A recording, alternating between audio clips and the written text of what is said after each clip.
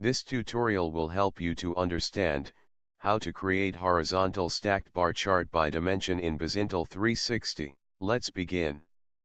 Navigate to Widgets tab on left-hand side and select Horizontal Stacked Bar Chart.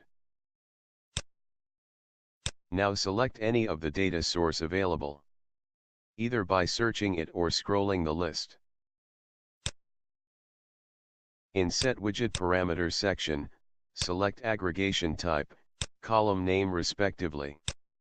There are other options available to change the order, sort or filter. Use them if required. Click Next.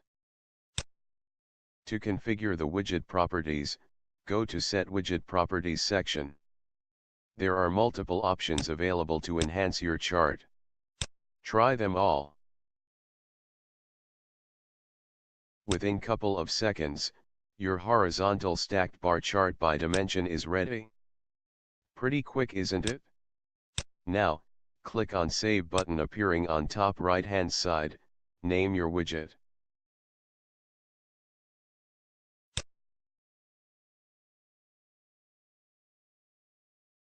Click on Save.